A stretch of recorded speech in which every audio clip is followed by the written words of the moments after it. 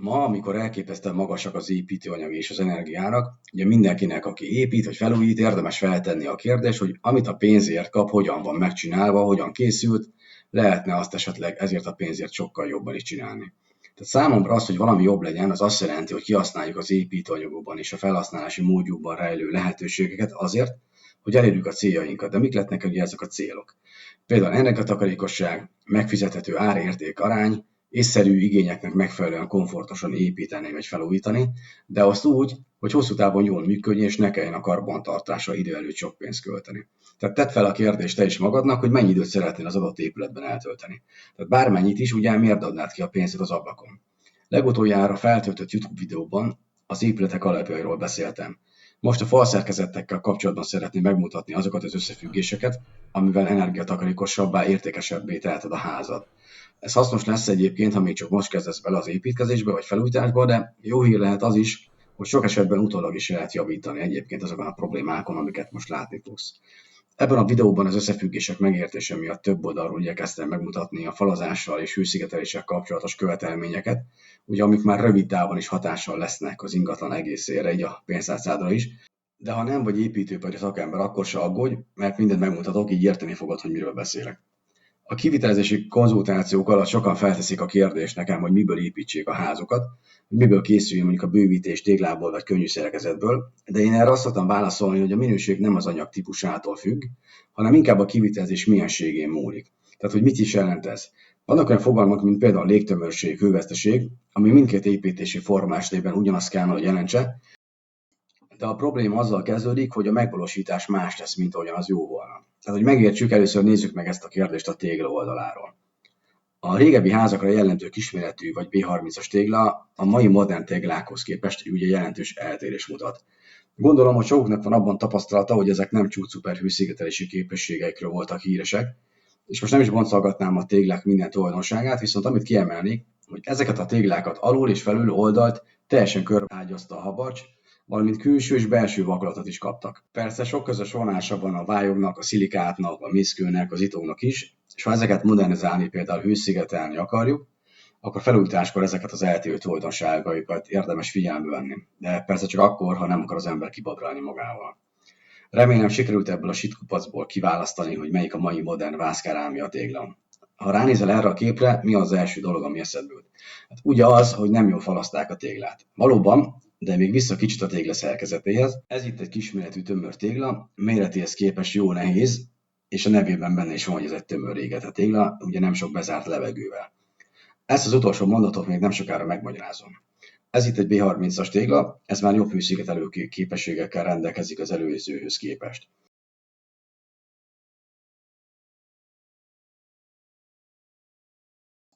Ez pedig már egy vászkerámia tégla habarcsba rakható példánya. A habarcs alul is felül is beborítja.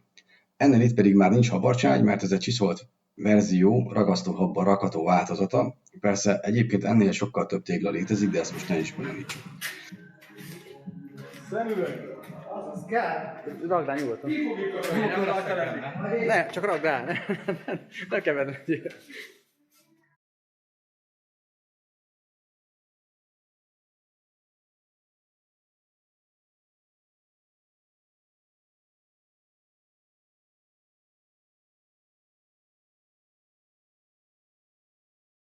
Ez meg egy kevert falazat, de nem a vályog és téglának a keveréke, hanem modern tégla habarcsos és ragasztható verziója. Ahhoz, hogy értsük, mi a különbség és a hasonlóság közöttük, egy picit beszélnem kell az anyagokról, és ezek a téglák láthatóan több kis üregre vannak felosztva. Sok kisméretű kamra van bennük. Ezek ugyanúgy kerámia téglák, mint a kisméretű vagy a B30-as tégla, de azért jobb a hőszigetelő képességük, mert a tégla számtalan apró kamrára van osztva, a tégla anyaga pedig vékonyabb. Ezek a kamrák a téglán belül csökkentik a hőnek a terjedését úgy, hogy méretüknél fogva, és lásd 1-2 centiről beszélünk, mérséklik a levegő molekuláinak szerkezeten belüli mozgását. A vékony anyag miatt pedig a hővezetési képessége csökken. Tudom, ahhoz, hogy a hőterjedést egyébként át lehessen látni, talán mélyebben kéne ebbe belemenni, de így is érteni fogod a folyamatot. Lényeg a lényeg, hogy a rengeteg kamra van benne, maga a tégla pedig sokkal könnyebb. Biztos, hogy sokan hallottatok már azt, hogy a levegő a legjobb hőszigetelő anyag, de ezt ki kell egészítenem azzal, hogy valójában a nem mozduló levegő a jó hőszigetelő anyag, bár ennél is jobb lehetőségeket adna a vákuum, azaz ha nincs levegő, de ezt most tegyük zárójelbe. Szóval, ha a levegő jó hőszigetelő, akkor a sok kis kamrába zárt levegő még jobb, tehát ezek a vászkárelmű téglák ezt a lehetőséget teremtik meg. Ha összehasonlítjuk mondjuk ezeket egy B30-as téglával, akkor azt fogjuk látni, hogy a B30-as téglában sokkal kevesebb ilyen üreg van. A tégla is nehezebb, tehát kevesebb benne a levegő, és akkor több az anyag. Az előző YouTube videóban bemutattam, hogy milyen összefüggés van az anyagok tömörsége és hővezető képessége között, vagyis, hogy mi befolyásolja, hogy egyes házakat miért lehet olcsóban kifűteni, mint mondjuk a többit. Ezt nézzétek meg, még világosabbá válik így a folyamat. De vissza a téglához, tehát ahogy kialakítása osztja függőleges üregekre ezt a téglát, úgy a habarcságy zárja be vízszintesen ezeket. Tehát lesz egy olyan kockánk, ami minden oldalról be van zárva a levegő. Tehát kivéve a nútolás függőleges találkozásait, és ugye ettől válik kicsit izgalmassá a dolog.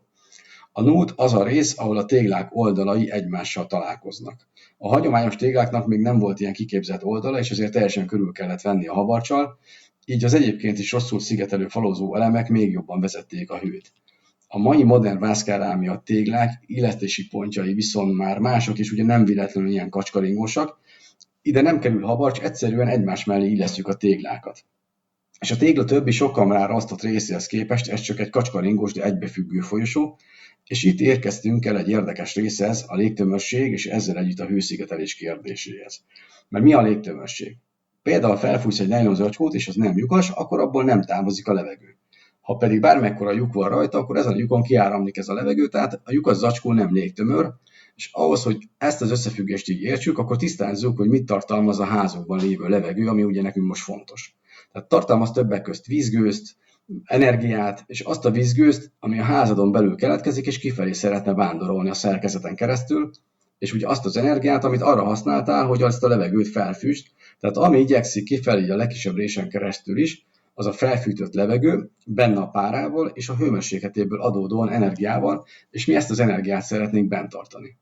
És akkor nézzük meg újra a kamrákra osztott téglát. Ahogy már említettem, ezt adja benne a hőt, vagyis akadályozza a hő és akadályozza a levegő áramlását, ugye benne a párával és hőenergiával, és akadályozza a hangok terjedését is.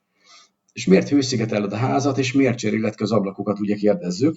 Hát azért, hogy csökkentsük a fűtésköltséget. Tehát most, hogy ennyire drága az energia, hogy spóroljanak, ugye sokan még szellőztetés is elhanyagolják, és annak persze vannak fájó következményei. Tehát tegyük fel a kérdést, hogy mi indokolta ezt az innovációt, hogy kevésbé méretpontos, habarcsba ágyazható téglák mellett megjelenjenek a csiszolt téglák a piacon. Tehát most tegyük félre a gazdasági oldalát, és nézzük meg a ragasztás oldaláról, hogy mivel tud többet egy csiszolt tégla. A habarcs az jobb hővezető, mint a tégla maga, azaz több hőt képes kivezetni az épületből vonal mentén, mint az ugyanakkor a felületre vetített tégla anyaga. És miért döntenek sokan a ragasztott tégla mellett a habarcságyas téglával szemben? Hát, hogy még azt az energiát is megspórolják, amit a habarcs miatt veszíthetünk esetleg, mondván, hogy jobban hőszigetelt lesz az épület. Egy épület hővesztesége több mindenből adódik össze. Most itt nem térek ki minden részletre, inkább felteszem a kérdést, hogy miért cseréljük ki a rosszul záradó ablakokat. Hát azért, mert a húzat bejön, és azzal együtt a hideg. És valahol a hideg levegő bejön, akkor a meleg az épület egy másik pontján majd távozik, azaz fűtjük az utcát. Tehát fogjuk magunkat és megvesszük a téglákat, lehetőleg minél jobban hőszigetelőt, hogy több pénzt spóroljunk a fűtéssel. És sokak gondolom eljátszanak a passzívház gondolatával, de hogy mit is jelentsen ez? Hát azt, hogy a lehető legminimálisabb energiafelhasználással szeretnénk ugye kifűteni a házunkat, legyen az tégla vagy mondjuk könnyű szerkezetes épület. Tehát még az ablakok köré kívülre és belülre is ralszalagot vásárolunk, hogy ugye tuti tömör legyen az egész. De hát miért szellőztetünk akkor a téglán keresztül? Most teszem fel a kérdést. És egy dolgot ugye nem szabad elfelejteni, hogy a tégla önmagában légtömör, de ha nem figyelünk oda egy pár dologra, akkor hiába vesszük meg a nagyon jó hőszigetelő téglát, amire még homlokzati hőszigetelést is teszünk, akkor úgy járhatunk, mint a régi ablakokkal. Tehát most azon biztosan gondolkozol, hogy vakulással majd orvosoljuk ezt a problémát, és egyébként teljesen igazad van, az viszont nem mindegy, hogy hogyan és hol vakulunk. Mert a vakulásnak óriási jelentősége van, de hogyan romboljuk akaratunk ellenére mégis a ház hőszigetelő képességét? Hát vajon neked csak akkor fontos az energiahatékonyság, ha passzív házat szeretnél, vagy úgy egyébként is alacsony fűtésszámán álmodozol? De kérdezzem most én, és egy kis odafigyeléssel ki is lehet zárni a felesleges energiaveszteséget. Én megmutatom, mire figyelj oda, és egyébként még ez csak a falazás, az ablakbeépítésről, a hőszigetelésről, és a ház egyéb részeiről most még nem is beszéltünk. És egyébként hál' Istennek a megoldás ott van az orrunk előtt, mert az építőanyagok és műszaki irányelvek ezeket tálcán kínálják. A két téglatípus között jelentős különbség van a habarcs, illetve a ragasztóhab miatt. Ami a habarcsos előnye lehetne, azt könnyen elveszíthetjük, de ugyanígy van ez a ragasztott téglánál is, és nézzük csak, hol szoktunk hibázni, és mi a következménye. Minden téglafajtának, és ez igaz mindenre egyébként, amiből építünk, megvan a maga előnye és hátránya. Amit át szeretnék adni, hogy az okoz a tulajdonosnak veszteséget, hogy mindezek úgy vannak felhasználva, hogy a hátrányok nincsenek kompenzálva, az előnyök pedig nincsenek kihasználva.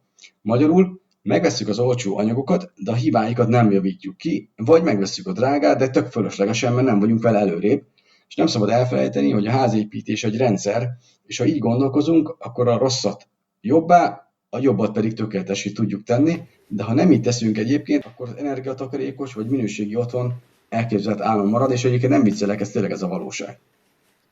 És a felújításokra ez hatványozottan igaz, mert ott egy régi rendszert kell egy újjal integrálni. Talán emlékszel erre a fotóra még a videó elejéről. Itt látható, hogy a téglák függőleges üregei egy egybefüggő rendszert alkotnak, ami akkor is így marad, hogyha a téglák egymással eltolással vannak elhelyezve. Most mi következik ebből? Hát először azt mutatom meg, aztán rátérünk a habarcsot téglára. De mi is ahogy a humcucsák? Hát nézzük egy apró különbséget a két téglatípus között. A habarcs a téglába bezárja a levegőt, hisz az üregek zártak. A ragasztott tégla pedig nem. Tehát egyre kevesebb tervben szerepel a külső oldali vakolás, pedig bizony van jelentősége. Most összekészítettünk egy olyan téglafalat ebben a próbateremben, amit mutatni szeretnék nektek, az az, hogy fogtunk egy ilyen fogselmet és áthúztuk gyakorlatilag ezen a téglasoron. Tehát az a levegő, ami itt be tud lépni, és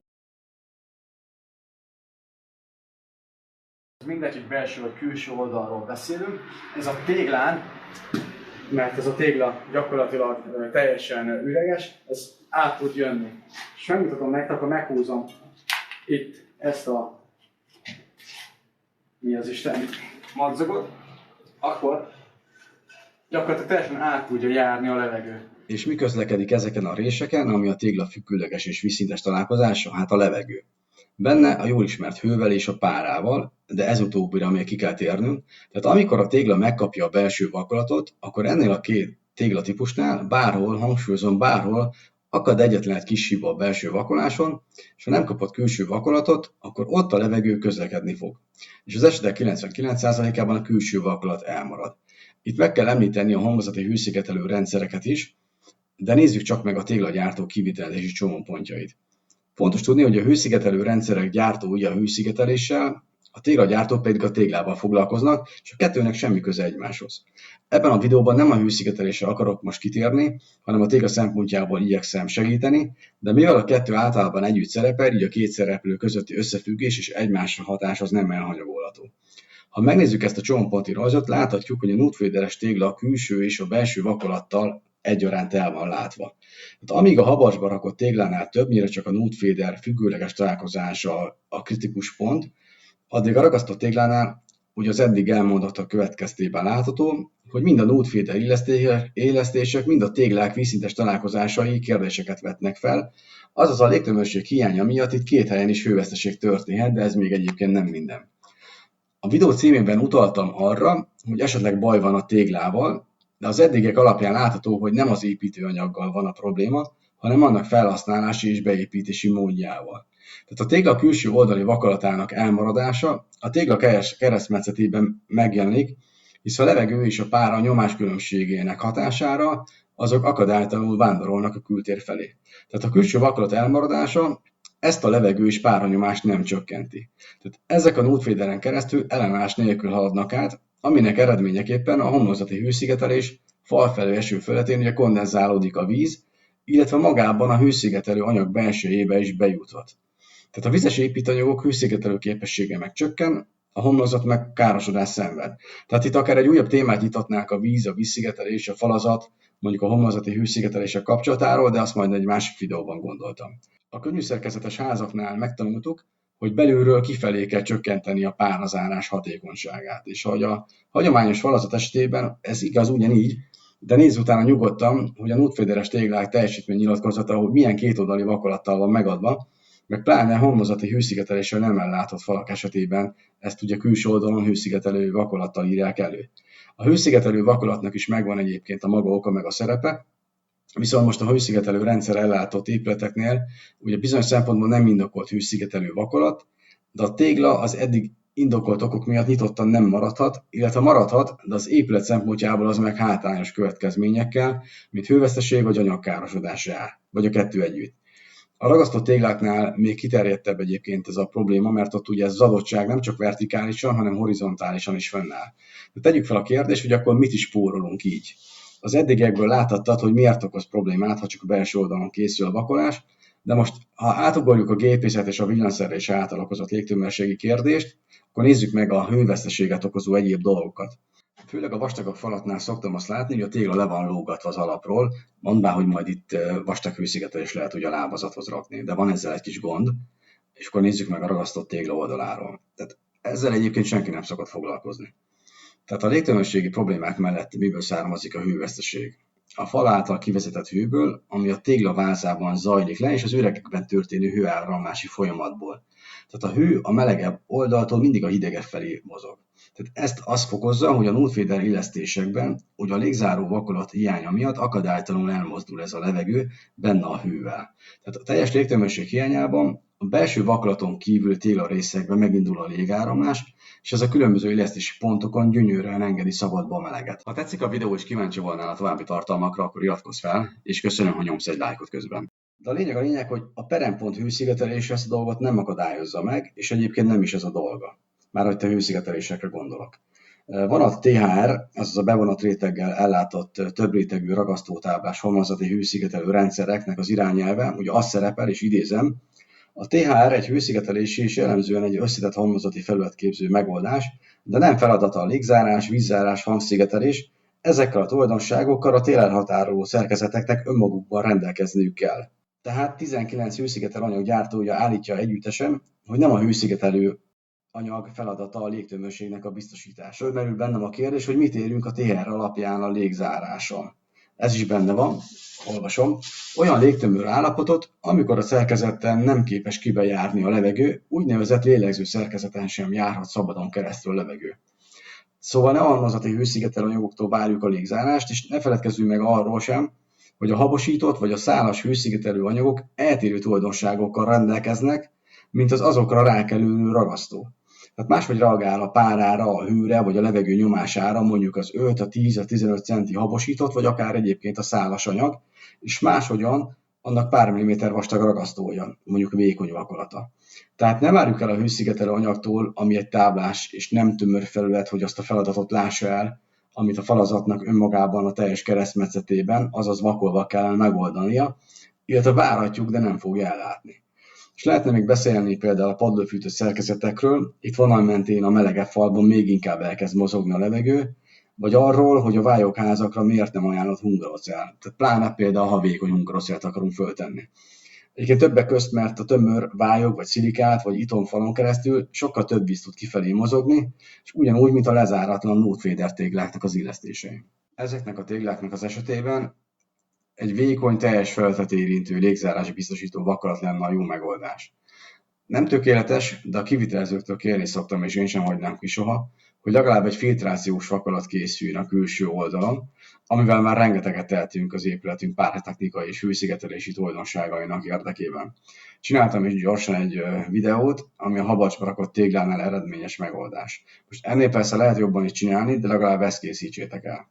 Ne feledkezzetek meg az egyéb videóban bemutatott problémás csomópontok javításáról sem. Összefoglalva tehát így összességében mind a habarcsos és mind a ragasztott téglák szabadon maradó Nultfeder találkozásai hőveszteséget és akadálytalan és káros páravándorlást okoznak, és mindezek mellett a ragasztott téglák vízszintesen az illeszkedéseiknél ez a probléma még tovább mélyül is. Meg kell említenem azt az esetet, amikor csak a tégla két oldalára kerül habarcs, és középén a tégla szabadon marad. Mit okoz ez? Hát egyrészt teherhordó szerkezet gyengül, hisz ugye a kisebb felületen oszlik el ugyanaz a teher, illetve ugyanígy romlik a tégla párazáró képessége. Tehát vajon nyílászáróból miért a milliókkal drágább tőkambrásat rendeljük meg, és ezzel szemben miért maradnak téglák ilyen formán kambra nélkül?